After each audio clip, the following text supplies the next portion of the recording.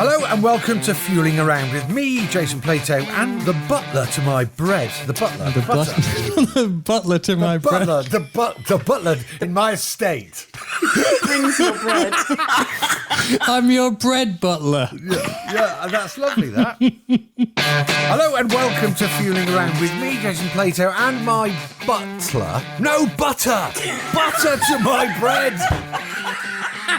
This is why we are the potentially award-winning podcast that we are, JP. Indeed we are. Hey, so Fueling Around is powered by Adrian Flux.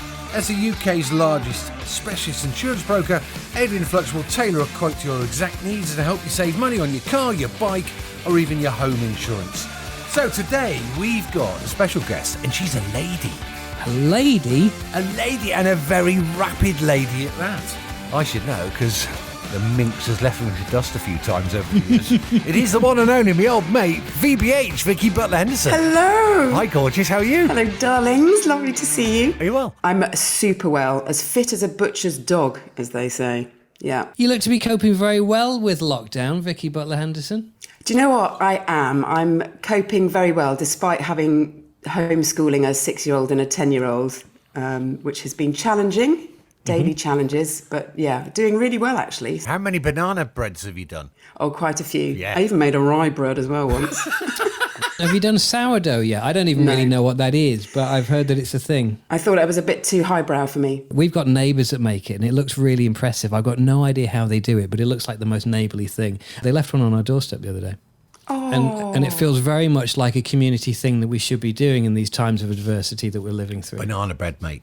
It's a 5-minute job, and it'll taste great, and they'll think you're part of the community. Is it quick? Really quick. It's easy. If Jason can do it. I'll send you my recipe. Listen, there's a new book in this, isn't there? I mean, we have two accomplished racing drivers, both talking about quick meals, rapid recipes. Hey. Oh, I'm writing that down. With a checkered flag on the front cover. Come on, we'll do a deal after this. This is a winner. And delivery service will be really quick.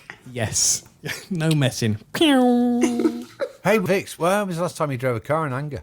Today. Was it? Yeah, so we have a lovely older 911 GT3, so it's a 997. Nice. And I didn't want to go and get a taxi or anything to pick it up from the garage. It's just been serviced, so I ran 10k to go and get it done. Went to the dealership. Of course, they measure your temperature before you're allowed in. I'm just like, I've literally just run 10k. Look at me, I'm sweating. Exactly. Anyway, so picked the car up, and it was a bit greasy, and managed to slide it out of the dealership without even trying. That's my girl. How good's that? And how good was it to do a few skids and stuff? Just lovely. I mean, it is an older car, but it just talks to you so much, and it just it is proper extension of yourself. That car, it was just lovely. It made me smile, made me giggle. And I was on my own. It's funny, isn't it? I'd not been out in anger until I did that item, funny enough, in a Porsche, the Taycan S for fifth gear a little while ago. But it was only like 3-4 months ago. Prior to that, I'd not really been in a car. Yeah. Oh, it was great. And now I can't, I'm like, I just go down the farm shop just to get, because it's like down the country lanes. I mean, I go shopping most days now. Why didn't you get what you did yesterday? Oh, well, I'll be back in a bit. Brilliant. I know, just little things like that we all need, because you and I drive, regularly. That's part of our job, and not to be able to do that in the last 12 months has been slightly frustrating. So we all have to find little routes to happiness. I've never done so few miles as I've done in the last year. I mean, I'm normally a fairly high mileage person, generally, I mean, any excuse, I'm in the car, I'm out and about. But it's got to the point recently where there's the worst one. A couple of weeks ago, I got in the car and I went to go and reverse off the drive, and I thought, sure, handbrake's not on. The discs were fused. Oh, well, because you're not driven it. Yeah, not driven anywhere. So I literally had to rock it back and forth, and then it eventually kind of came loose. Yeah. And I thought, this is crackers. But I volunteer for all sorts of things. Do you fancy going to B&Q to get me some more paint? Yeah, I'll go. In fact, I'll go to the one that's actually 3 towns away from where we live. Yeah, they're bound to have it in stock. But we should talk about, you mentioned about the Porsche before, Vicky, so we should talk about the current fleet. What's on the driveway then at Butler-Henderson Towers currently? Right now, we've got the lovely Porsche, and I've got a knackered old Range Rover, which really is the dog's car, 2003. Oh, a proper one. Yeah, just lovely, worth nothing, but worth everything to us. And a Ford Ranger Raptor, which I am beyond in love with. It's like driving... What the hell? I can't think what that is. It's a pickup. The pickup truck. Sorry, yeah. Yeah, but the ones with, as much sort of flared arches, and you can see the suspension. Yeah. Oh, can you? Yeah, it's just proper. And does it drive well? Yeah, it is. It is sprightly enough. I think in America they've got a V6 and a V8 in it, which would be lovely. Yeah. But it's a turbo diesel that I've got, but which it's rear-wheel drive. So again, that has causes me a few giggles out of T-junctions. So I've got that, and I love it. It's like being driven in a big hug from your brother. That's how I could describe that. Is it the one that it looks like it's got almost like a cab on the back, which is the rear seats? My one is a double cab, so it's got 2 seats behind, so the kids sit behind, and then the cab shuts off, and then you've got the flat bed. Yeah. Okay. Yeah, I know what you mean. I like those. I've seen them a few times, and I've actually questioned myself a couple of times thinking, do I need a pickup truck? No. But would I like one? Yes. Yes, you do, honestly. Everyone should have a pickup truck and a van.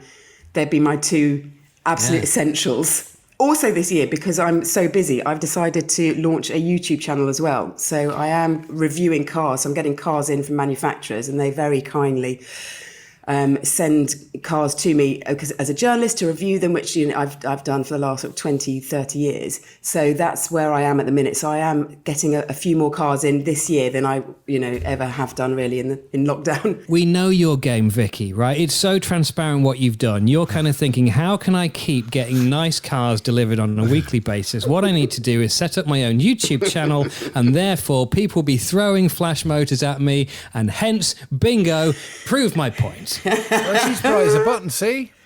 Sharp as a blade. Well, I wanted to go back to the beginning, actually. So karting, and then talk us through the learning to drive process and first cars and what that felt like.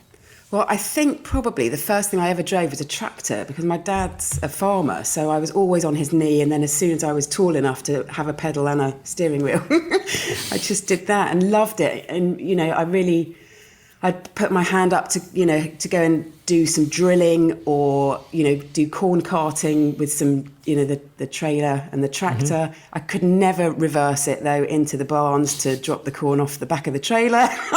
And I still can't reverse a trailer, but I can go forwards quite well. But my dad was in the British karting team when he was a teenager, and he had an old kart chassis on the farm, stuck a lawnmower engine on it, and I just went up and down the lane in it, and I thought, this is really good fun. Yeah. Rye House kart track is the local one to me. It's a brilliant track. Yeah. So I first started, we went there to have a look, and I said, Dad, let's give it a go. So being wrapped around the finger as a daughter and a father is, he bought me a new setup, and I started racing. And the first race I ever competed in was with David Coulthard. He was in it, and he lapped me, which was fair enough because he'd been doing it longer, and it was my first race. Because Lewis did a lot of driving at Rye House as well, didn't he? Yeah, he did. Yeah, another Hertfordshire chap. I mean, that was, when I started karting, Rye House was one of, in the top 3 circuits. It was a go-to place. Yeah. I loved all my karting days because karting brought together people from all walks of life, all backgrounds, and it definitely has helped make me the person that I am without a shadow of a doubt. Like a travelling family, wasn't it? Exactly, that's it. And one of the wonderful things about after a race weekend, driving home, we had a Volkswagen Transporter. So we were in that van and just talking to Dad at the end of the day, just saying, Dad, in that first race, I did this, that, the other. And he goes, yeah, you were great. Or, just downloading from the day on the journey home was all part of it. Yeah. Vicky, talk to us about car history then. So from the karting, you're then learning to drive, you pass your test. First time? Oh, yeah, within a month. And what's your first set of wheels? What is the pride and joy at the age of 17? Well, first of all, I would like to know what both of yours are. Well, my first set of wheels was a VW Beetle in 90-day white. Mine was a 1981 X-Reg Cortina. 2-litre GLS, and the S stood for sport. And it had a black vinyl roof. Ooh. And as you can imagine, I inherited it from my dad, and I thought it was the coolest thing. Yeah. I thought when everybody else had their little kind of tin can cars, and I had this proper comfy cruiser. I mean, you wouldn't want to stop it in a hurry, and it was dreadful around corners, but it was 2 litres. It was overpowered for what I need, but I loved it. Oh, Sounds love perfect. that. Oh. Go on then, Vix, what was it? So I would have loved a Renault 5 GT Turbo. I would have loved a Mark II Fiesta XR2 because they were dreamy. Yeah. However, I couldn't quite stretch to that, so I went for a car that had a rev counter because I was racing single seaters then at Brands Hatch, for example, and other circuits available around the UK.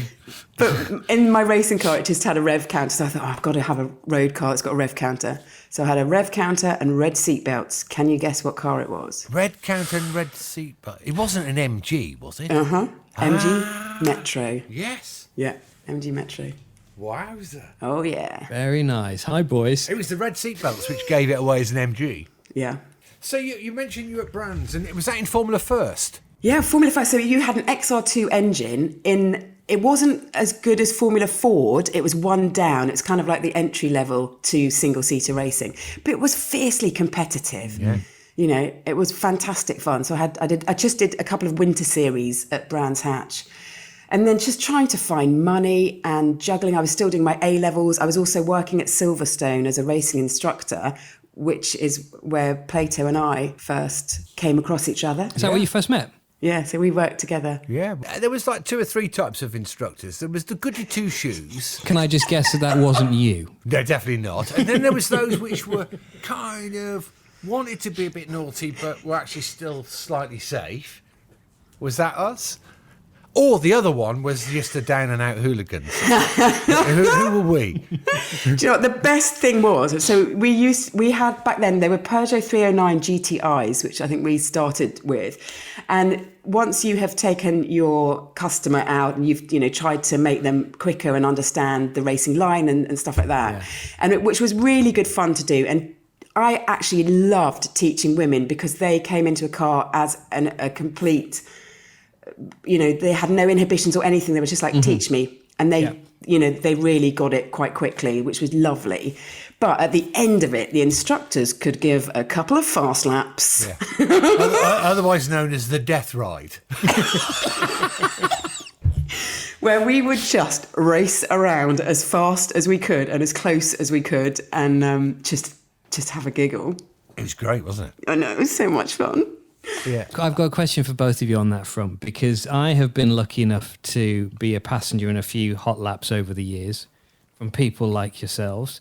And it's brilliant and I love it. And I would advise anybody who is lucky enough to have the opportunity to do a hot lap. Yeah. Because if you ever race on a track and however good or however fast you think you are as an amateur, you then get in with a professional and it is a whole different ball game. It's like somebody has turned it up, to the max.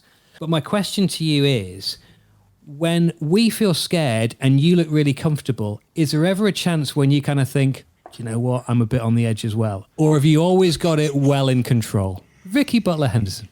99.9% of the time, it's in control.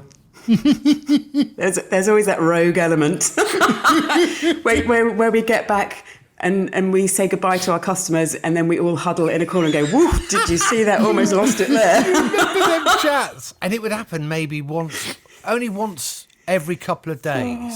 Someone would have one of those 1% moments. Yeah. And we'd all know and go, but those little post showing off chats were quite fun, weren't they? In between the next group which was going to come in. Quick cigarette around the back of the garages, kind of like talking about the previous encounter. It certainly was. There is a difference in pace and risk when you've got someone next to you and you're chatting with them. And whilst you're pretty close to the limit and sometimes over it, you're well within yourself because you need to allow just a little bit because you've got to chat. But when you're on your own, I guess, and you would be the same, Vix, if I could sit next to myself when I'm racing, I guarantee I wouldn't like it. I would hate it too, yeah. What is there, maybe another 10 or 15% on top of... Probably not even that. Really? Probably not even that, but it's just a bit more on the edge. A bit more.